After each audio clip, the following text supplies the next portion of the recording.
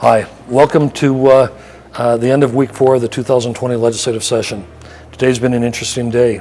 I have the privilege of opening a bill file for purposes of amending Proposition 4 of the Independent Redistricting Commission.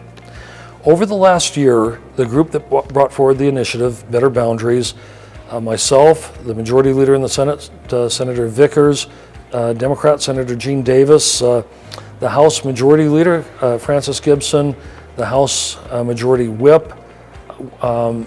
We have all been working very diligently with Better Boundaries to try to resolve some issues that create constitutional challenges and to resolve provisions in the initiative that are not defined in statute.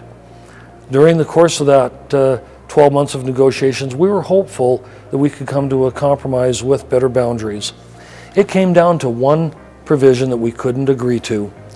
Better Boundaries demanded that we require in statute that the Independent Redistricting Commission adhere to in statute that they adhere to terms that could not be defined in the statutory framework of our state. Those terms, partisan symmetry or gerrymandering, while they are emotionally charged terms in the political arena, they defy definition. For example, if I were to draw a congressional district that started in Salt Lake City here at the Capitol and went southwest down to Harriman, that district would likely be a Republican-leaning district, and Democrats would claim that that's gerrymandered. On the other hand, if I started here at the Capitol and drew a district that went up to Summit County, Park City, it would be a Democrat-leaning district. Republicans would claim that that is gerrymandered. So in both cases, drawing a district that is centered in Salt Lake City, that takes in an area outside of Salt Lake City, would be called gerrymandering from either the Republican or the Democrat point of view. And the very term gerrymandering, I guess it's like other things, you may know it when you see it, but it defies a legal, quantifiable definition.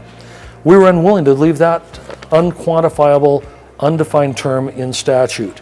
What we are doing is retaining the spirit of the Independent Redistricting Commission. We're in the negotiations with Better Boundaries, virtually everything had been agreed upon, but for this final provision of shall versus may on standards that couldn't be defined.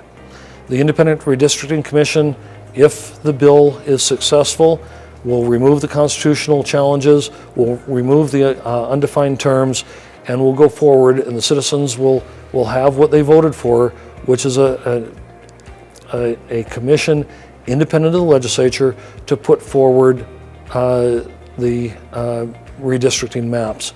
Now, one thing is clear. The Constitution reserves to the legislature the sole responsibility for the apportionment, or the apportionment means redistricting, drawing the district boundaries. In our state constitution, that responsibility rests squarely with the legislature. The Citizens Initiative couldn't change that. We in the legislature can't change that. But what we can do is come together as a state, establish this commission, advisory as it may be, respect the voice of the people, and move forward in doing the people's work. Thanks for listening.